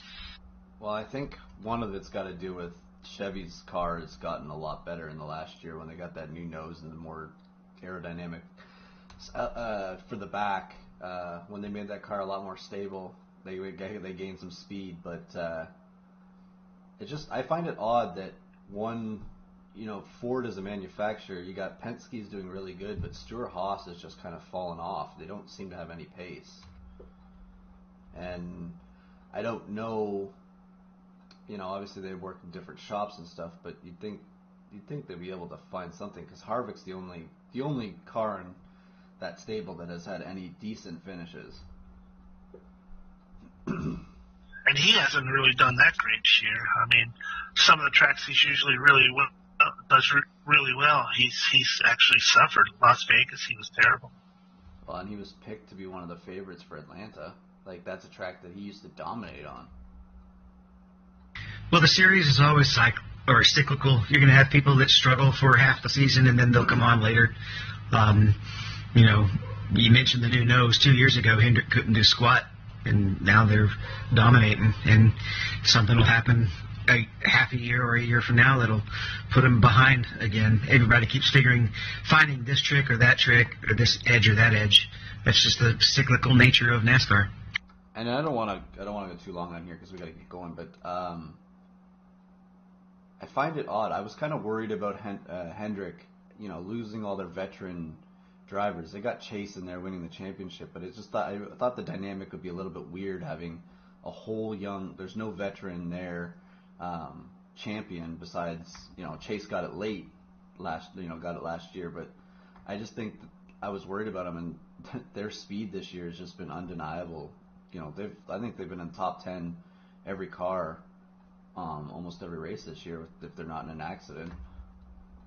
It's not just them, it's just that Stewart-Haas has disappeared. Pretty much, which kind of helps them get extra positions too, right? That's the difference.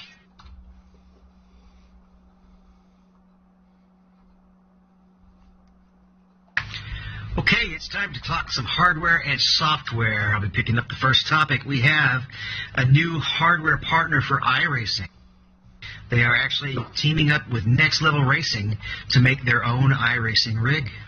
And you can't see a whole lot of details in the picture, except that it's an 80-20, or they describe it as 40-80 rig. But that's about all you can really see. Is this not a smart marketing idea to, you want to be part of all parts of someone coming into your sim? Why not get a chunk of it with the rigs? Because that's one of the bigger parts where people are buying stuff from, right?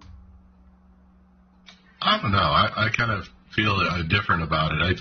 I don't know if this is why. I mean, why besides a grab for money? They're in the software business. There's so many different hardware manufacturers out there. Why align with just one of them? Well, it's a marketing deal. They're not really going to be taking away any of their resources. They're just selling the name, Selling the sticker on the side of it. Yeah, and they got a platform that they can sell it on too, right? Like they're not like the risk isn't there for them. They're basically, if this company Next Level, which makes good stuff, they're making a good product with their name on it. They can promote, like, I bet you any money, as soon as the product comes out, you're going to see it on the side of the iRacing, those banners on the main page. You're going to see them advertising for it. So why not? It doesn't cost them anything other than maybe some, they got to put some money into it. But I'm sure they'll get their money back with this. And it's not like they're saying you can't run a 24-hour race unless you have their name on it and their permission, right? Touche. And if you remember, iRacing partnered with a computer company about 6 months ago or so. Yeah, that's where they had that bundle package, iRacing bundle package that iRacing endorsed. So do you think the only thing that they haven't really, did they endorse a wheel on that one, Brian? I can't remember. Or was it just... They endorsed like the complete package. Okay, that's what it was. Yes. So you wonder if they... Not any individual product. So they've basically covered everything there now. They've got the package for just starting the software. You got the software, and now they're offering a rig, right? Yeah, I really haven't really heard a whole lot about that computer package since the week we put it out.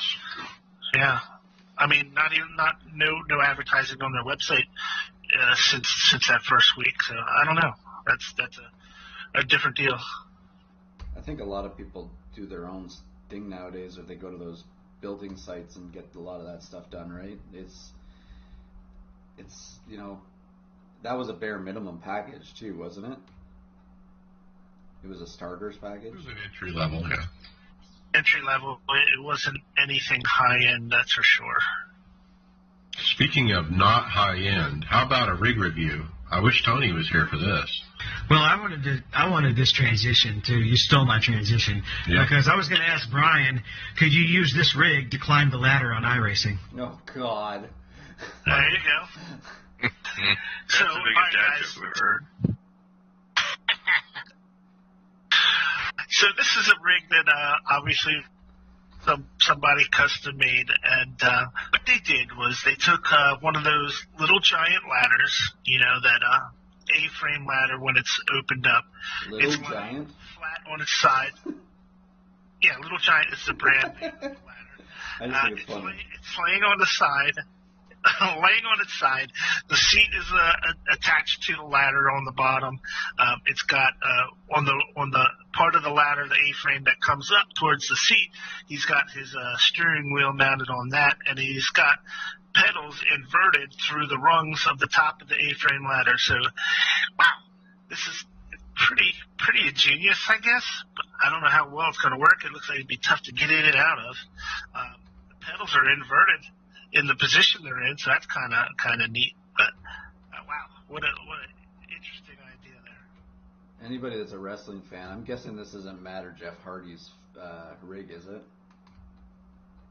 Anybody get that joke? It's a TLC rig.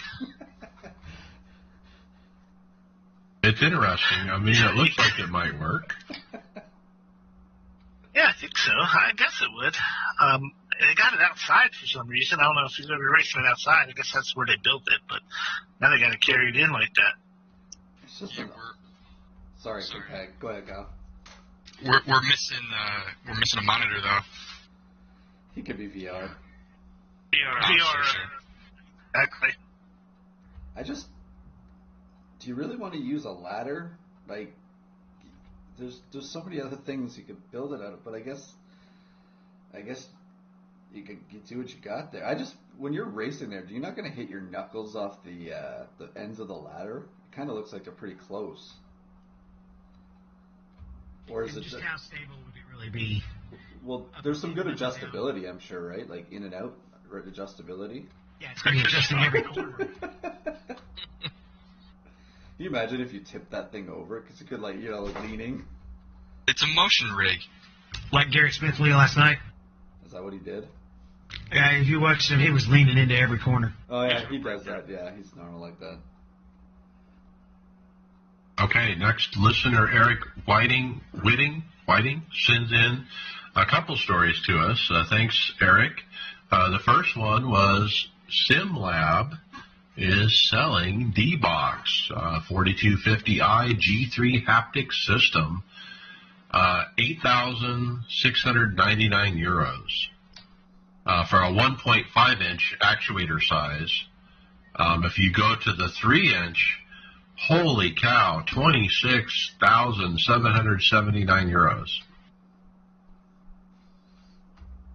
Now, I love SimLabs, but You can't honestly think that this stuff should be that expensive still nowadays. Like, you'd think it would be coming down. Like, $26,000 that's a lot of money. Even Just going to buy a real race car at that point. even 9,000 is a lot of money. So, Brian, you got familiarity of these systems. You own them. You've spent money on them. You've handled them. What's different? I mean, why is this 27,000 and the one you have is a lot less? I'd be hard pressed to tell you. I mean, supposedly from things I've read, the fidelity on these is a little bit more crisp and more accurate from the information they're getting from the sim. But I mean,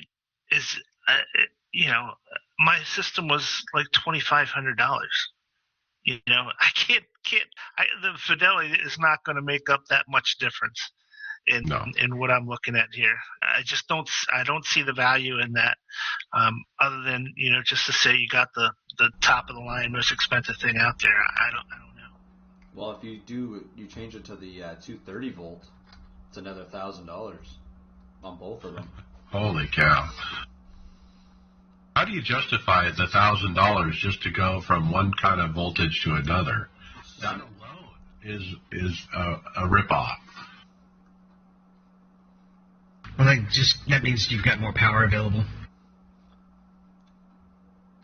Well, that's just going 240. Yeah, it's just that's just the higher end line, right? Yeah. If you're carrying the same current at a higher voltage, you've got more power. Thanks, Bill. All right. Next up on the list here, we've actually got Erickson another product here. It's the G-Track. It's the Next Level Racing G-Track. Just the frame alone, no seat. And I can speak for this. I have this, except for mine came with the seat. It is an amazing rig. It is so sturdy. Well worth the money spent. You have this rig. Yes, mine came with the seat for a total of $900. Now, it almost looks from the picture it's on casters or something. It's got pegs or it's casters, either ones you want to put in. This is a stationary cockpit. It's made out of metal. Looks like, rectangular or square frame metal. What do you think about sturdiness, with a direct drive wheel? Kyle, is it rock solid? Do you have any flex or? The amount of flex it has is unnoticeable. I mean, it is just a very small amount. You really got to tug down on the wheel stand to get to even flex, a quarter inch. It's built very strong, and it withholds the direct drive wheel really well. So this is the company that iRacing has teamed up with. So do we expect this might be perhaps the cockpit that they announced quarter two, or they did say it was going to be 80/40, right? Yeah, it doesn't look anything like what's in that little teaser picture. Yeah, no, this is all just a steel frame. Tubular. Not tubular, but square tubular. And that one's probably Those wheels I want for the bottom of my rig, because mine's just a metal frame just sitting on the floor. casters, Yeah. share casters. I've got a set if you want them. Yeah. Is yours an 80/20 rig, Adam? No, it's steel race car tubing. Gives you a Yeah, nice rug. mine came with casters. You could get it with either the casters or the V. Yeah, but do wanna you give even it move yours? I don't really know, but I slide it around a little if I need to adjust it or clean. I will say, though, with this rig, another nice thing about it is they have their motion platform. You can actually connect and add to it and completely make this whole frame motion rig. Now, correct me if I'm wrong, Kyle, but I think Next Level Racing is really known for that platform that you put underneath the rig that gives it a slip left to right on the rear, right? Correct. Now they've also got an attachment for the front, too, to give it full motion. I was gonna say, what would that feel like when you broke that Baja or the dirt truck with the back end sliding around there like it was broken, Mike? That would be cool. I think that platform teamed up with the G5 motion seat from Sim Experience might be pretty cool combo. There you go, David. I'm tempted, but not now. Maybe in a year or so. We'll see what comes out. We do have another product, SimLab. Usually we think of them as a little bit higher end, but they're working on the affordable side as well. And they've come up with their own version of basically just a wheel stand for just 79 euros. Also, you can add on a seat attachment to it for another 179. It's pretty good bang for your buck to start off with. Yeah, it's definitely smaller profile level, but SimLab puts out good quality. You know what they need to, like something like this, you need to be able to like maybe, I guess 80/20 is the best to do it from and start off with something and then, upgrade as you go and add to it.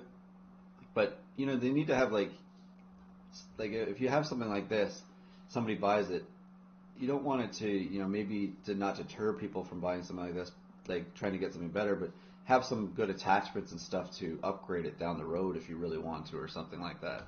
Well, that's what I was just thinking. I mean, if you wanted to add a shifter or a keyboard tray or a mouse or anything else, you're pretty much hosed. You're basically building it out of ladders and wood.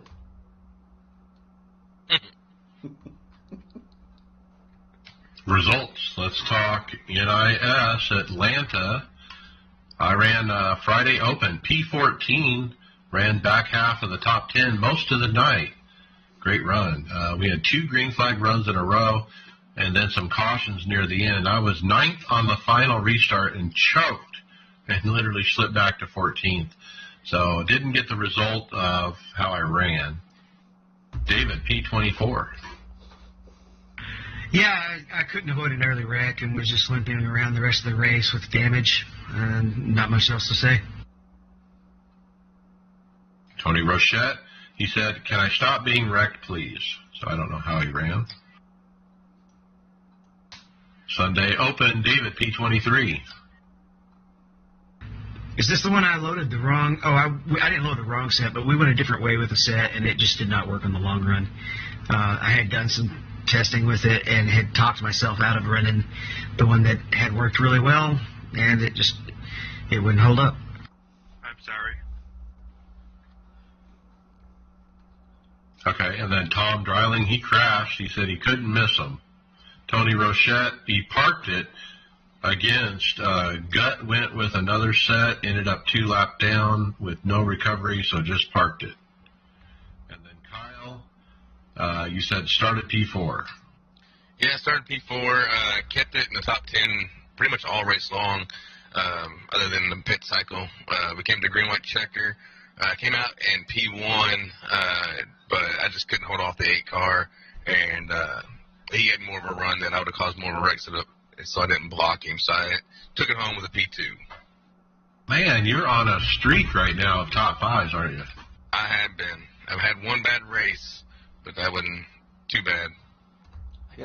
I guess I must have not put my results in from Friday night. I finished 5th at Atlanta, and that setup was really good on the long run, and that's where I was just so patient with the tires to start off with, and it was just that much better if you had tires in the end. And we got along. I want to say it was 85 laps to finish the race, and I was able to run down 5th. I was in the top 10 most of the race, but I was able to. Some guys pitted real early, and when they pit real early, you got some time you have to make up if they got like 5 or 6 laps on you. So I ran them down eventually, and was able to, with a lap to go, to make a pass for 5th, and that was a hard fought 5th. Okay, Sunday fixed. I ran P14, was running 24th when the green flag stops started, and I somehow cycled out to 12th after that and got my way up to as high as 5th before somebody ran over the back of me, and then I fell to the last car in the lead lap. Again, ran better than I got a finish. AJ, we already talked about your win. What else do you want to talk about? P1 in your first start. Well done. Yeah, that was the only NIS race I did. I was not getting back out there. I'm running away with that win. But yeah, it was a fun race. The only other, I did run a Indy Pro race, but if you want to continue with the NIS stuff, I can touch on that in a minute. Okay. And then Steven, about my race. yeah. Well, how'd you do, Adam? Well, let's just say I had a mechanical failure and just pulled off the track. Okay. We'll keep it simple. I want to know. He ran the set. He talked me into running. The one that Tony had to park to? I think we had a transmission failure. Okay. Stephen Llewellyn, he wrecked out on Sunday fixed. Tyler, P14. Tyler ran with us. I'm doing that by memory. He didn't put his result in here. And then Kyle, P4.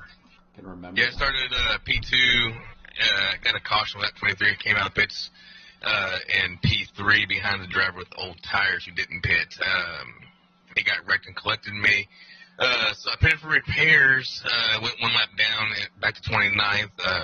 I still fought back. I ended up getting lucky dog on lap 58 and battled my way back up to a P4 finish. Wasn't too bad. Wow. Really good week for you there at Atlanta. I think I have found my track. There you go. Yeah, you're looking good there. Bristol Dirt. David Hall, P wrecked out Wednesday Open. Yeah, I had a couple of good A Open results and was feeling confident. Went into this one, was doing okay. I overcooked it one time, got sideways, and got T-boned by somebody unable to avoid. And then towards the end, I was doing pretty well, just hanging in there around 12th or so.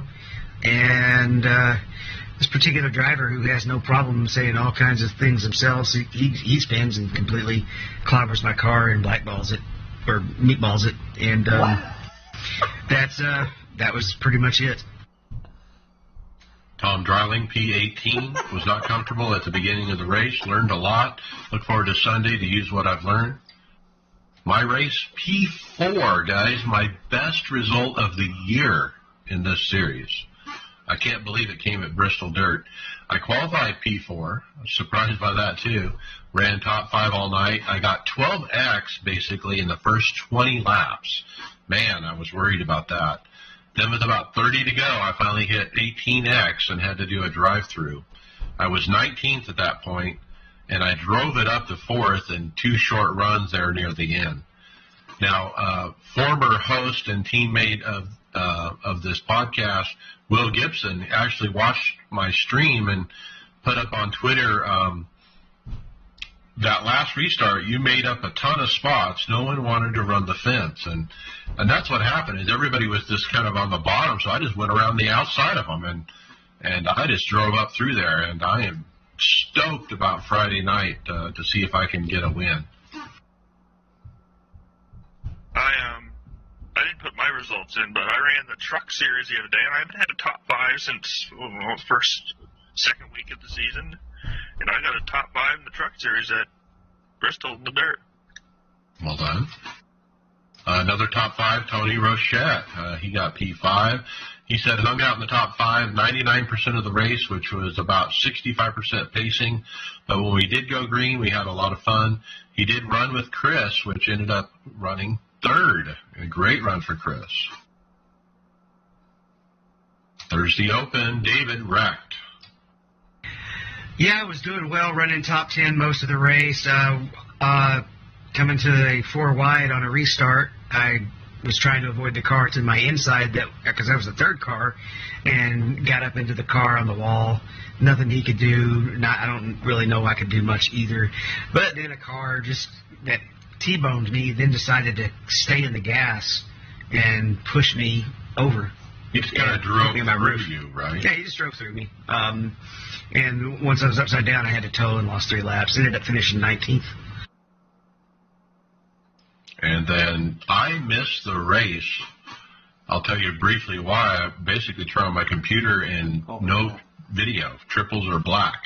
I can't see anything. I don't know what's wrong. I remote in with my phone and try to install the graphics driver, and it won't install. There's no driver installed and no video card in Device Manager.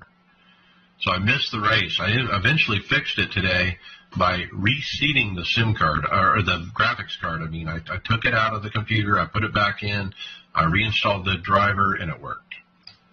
But, man, it sucked I had to miss the race. I'm not happy about that. Tony Rochette, P3. Top 4 car all race, but was a little bit conservative on the final laps, waiting for the leaders to hit the wall and slide under them. Bristol dirt is way better than actual Bristol. I don't know about that. I like it. I was going forward, not backwards, surprisingly. So People just hate Bristol because of the cautions. Oh, like it wasn't already still a caution fest? But that's what the original reason that people dislike Bristol a lot. All right, let's talk other official. Kyle, A Open. So we're going to start off with Atlanta on, I believe it was Saturday night or Sunday, I can't remember. Started in P2 and watched the leader just drive off. And I thought there was no way I was going to catch him. But I hung with it. We went through a pit cycle and came out about 11 seconds behind the leader, so I even lost more time to him. And I just decided to kind of sit back and save the tires a little bit, and hopefully I could, catch him while he ran his tires out. Well, it worked out in my favor. With about 15 to go, I caught him and ran him down, and on lap 12 laps to go, I ended up passing him for the lead, and I ran off to a 4-second lead before we took the checker flag to get the win. Wow, well done. I mean, you're loving Atlanta. Oh, yeah. And then today, I decided to make my one and only start at Bristol. Started off P6, didn't feel I was going to do great, and, I think I was on the wall more than I was actually making good laps, but I ended up coming out with a P3 at the end of the race. Well done. How was the incidents? I walked away with 16 incidents. Right at the limit. Right at the limit, yeah. David, Euro Sprint. Yeah, it had been a while that I had been sitting on that 99th win, and then finally we come to a track that I love, Sebring, and boom, took the win. Number 100. Number 100 posted a nice burnout video with the new smoke where I just drove it all the way down the straightaway with it just creeping. It was a fun burnout. That new smoke is sweet, huh? Yeah, it is. In the picture, you can barely see the car. It gets so thick. I bought a new track, Hockenheim. and I ran the Dallara Jet Car is what I call it. I don't know why I call it that. I don't like Dallara IR01. It just doesn't roll off the tongue. It doesn't type out well in chat either, so we're going to call it the Dallara Jet Car because every good car needs a name, right? But I finished P2. Sounds good, huh? But there were only 2 drivers in the race, so I actually finished dead last in the same race. But, yeah, so participation is a problem in this series, apparently, because this is, 9 o'clock Pacific on a weeknight. I'd expect maybe 6 or 7 drivers who could run, but no, there were 2. So I don't know how this experiment is going to go if that's the participation I'm seeing. Yeah, I don't think iRacing thought that participation would drop that low.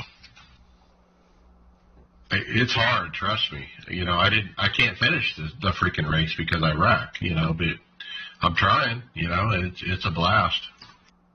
It's still probably going to eventually be their best option for a World Championship open wheel. Do you think maybe it's too difficult to drive? Is that maybe why people aren't gravitating towards it or staying with it? Yeah, well, it's definitely what hurts the 87 car quite a bit as well. It's what hurts the asphalt sprint car, or whatever that thing is, too. It's also what hurt the F1 car when it came in, just the difficulty of it. But not every car is going to end up being IMSA with 300 people signed up at prime time. So it'll be good for leagues. There'll probably be a time when they pick a strength of field race, something along those lines. And I could see him building a ladder up to eventually having a world championship with this car. Okay, leagues. Monday night Fast Track Sim Racing League. Stephen Llewellyn, DNF. He was involved in the first caution. It's really a racing incident. Tom Dreiling was also caught up in that, so he did not finish the race either. I did. I got a P6, 2 early cautions and 2 green flag stops in a row in the middle of the second green flag. There was a caution. I ended up having to take a wave by and then fighting for the lucky dog, and I got it. And another caution. P7 on the lead lap. I gained 1 more spot. I had nothing for the leaders. I really needed track position to get anything better. But, heck, I'm doing really good in this league and loving the finishes. Premier Race Network Cup. Tom Dreiling, P9, ran top 10 all race, was fighting for a top 5. A late race yellow, I got passed on the short run. And final thoughts, Adam Jocelyn.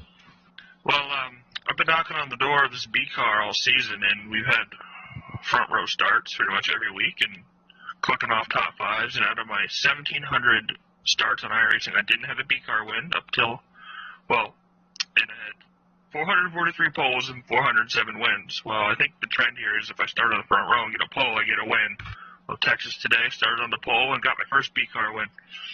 Well done. Finally. Yeah. Monkeys off the back. The floodgate is open, so they say. Yeah, we moved up to 13th in points. Maybe we can move up in the top 5 here and start chasing it for a championship. Okay, AJ Pritchett, final thoughts. Well, I just want to say thank you again, guys, for having me here.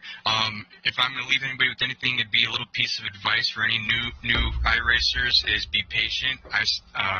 For example, I started a race dead last in the Indy Pro Series. I was the number 15 car, only 15 cars in there. I was in a split that I totally didn't belong in, and I was patient, ran my laps, and, of course, half the field wrecks out. So I came home with a P7. So be patient, guys. You will get your results. That's right. Stay in it, even if you're having a bad race. Brian McCubbin, final thoughts. Well, I got an email today that I should get my headset back on Saturday, so I haven't been able to race since the last show. I'll probably do the double at Bristol on Sunday, the open and the fixed in the evening, so hopefully I'll get both of those races in. It sucks that I missed Atlanta because it's one of the tracks I really like too. I wish you could have broke Darlington or something like that, but so just waiting to get back into the rig and back into the game. All right, I hope it comes in time so you can try Bristol before it's over. Yep. David Hall, final thought. I'll kind of jump on the same bandwagon as AJ on the being patient with a little bit more of a negative tone. It blows my mind every time I start the Sebring races how there's 3 or 4 of the 217s at the front that have to win on turn 1, come in dive bombing and just going nuts. And I don't understand why they won't learn. You cannot win on lap 1. It's a tale as old as time on iRacing. That's why it's a meme. Yeah, every lap. It's just every lap. Did you win yet? They go in there. They'll jump the restarts. Actually, I had a successful protest on that. This guy jumped a restart and took another guy out right in front of me. It didn't affect me, but both me and that guy gave him a nice little paperwork trail because you can't win it on lap 1, and they don't get it in their head.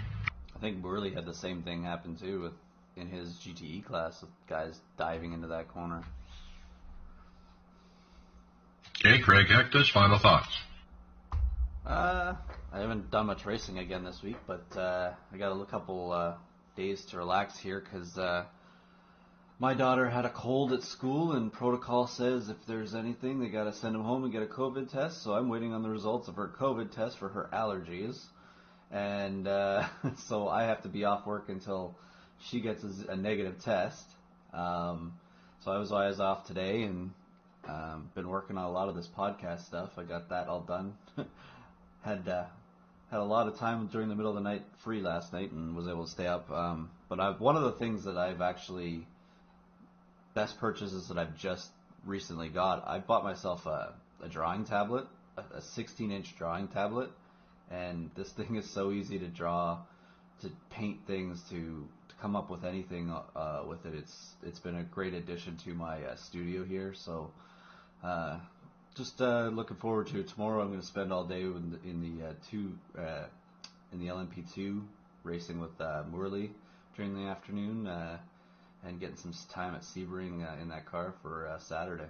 I look forward to doing the 12-hour race with David and Richie Hearn. Okay, very good. Kyle Pendycraft, final thought. Actually, I'm going to give a little announcement for a league that I've actually just started up. It's in conjunction with the iRock Challenge Series. It's going to be the iRock Road Course Series.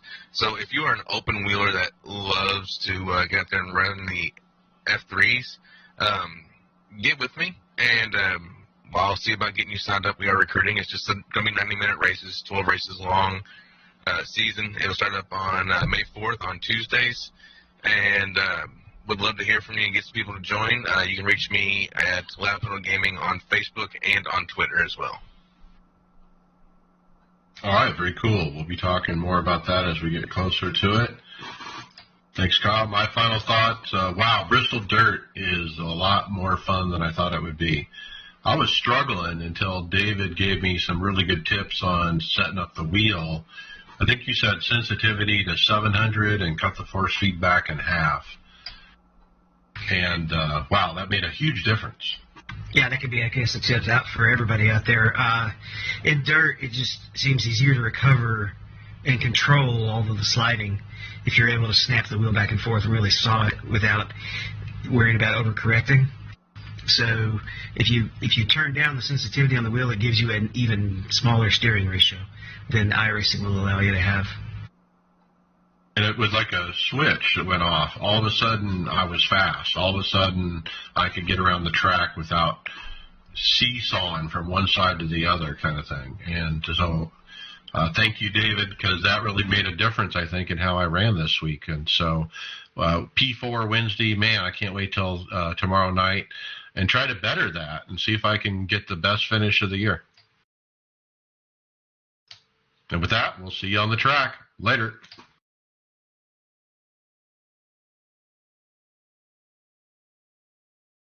Okay, we're clear. You can hit stop record and title